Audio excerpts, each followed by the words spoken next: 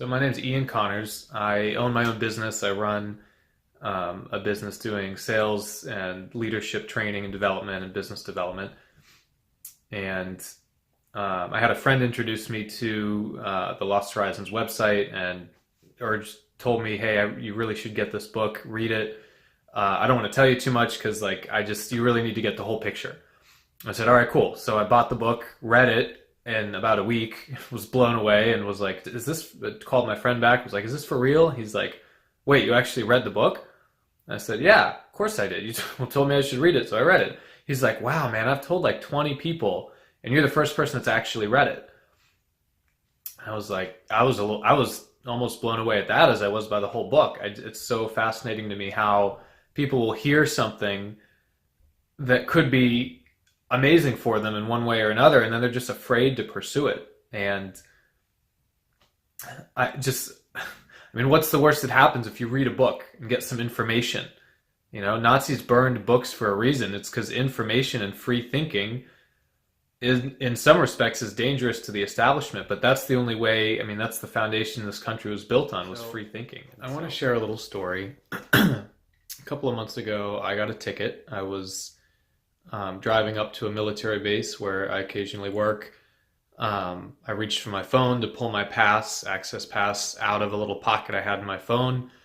Some security guy was having a bad day, saw me with my phone in my hand, pulled me over, wrote me a ticket for using my phone without a hands-free thing.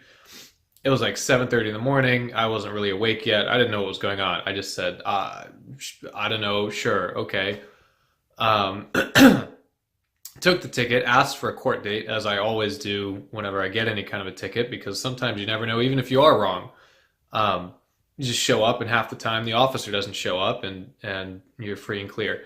So I asked for a court date. I get to the court date a couple months later, there wasn't actually a judge there. It was actually a pre-court date, which I didn't realize, but they were there to negotiate. The prosecution was there to negotiate. There was a government prosecutor. I basically sat down and said, "Look, I had a hands-free device that my phone was connected to that I was using at the time. I just picked my phone up to get my pass out so I could get onto the base. And so I wasn't in violation of the law." And, you know, they sit and flip through their notes, and they look at me and look at the device I brought and look at everything. And they say, "Okay, well, you know what? We're just going to give you a warning this time." And they hand me a slip of paper and tell me I'm free to go. And the paper says dismissed for lack of evidence. I'm like, warning my ass. I wasn't in violation of the law. And I think it's so valuable to just go into traffic court sometimes. I tell all my friends to, because the government is made up of humans that are sensitive and able to fall into all the same pitfalls and all the same character flaws that any of us are. They just happen to work for the government, and that doesn't make them any better or worse or less or more than us. There are really great people that work for the government, and there are really terrible, awful, greedy people that work for the government, just like there are all kinds of people everywhere like that. And as I've learned more about as I read the book, the CTC Crack the Code book, I just realized this is the same thing as my traffic ticket. It's just some people that, you know, maybe they have good intentions, maybe they have bad intentions, maybe they're just having a bad day, maybe they've just had perpetual bad days for years. I know people like that. They're good at heart, but they've just had so many bad days in a row, they don't know which way is up.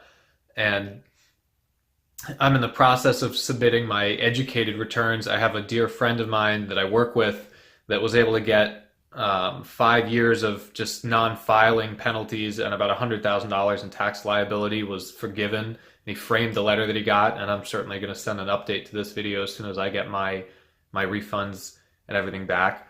But first, if this seems like total hogwash,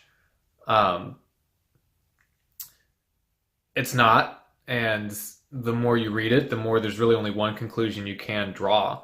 And the bottom line is, if this truly was illegal, the government wouldn't have paid out billions of dollars in refunds to hundreds of thousands of people that do it this way.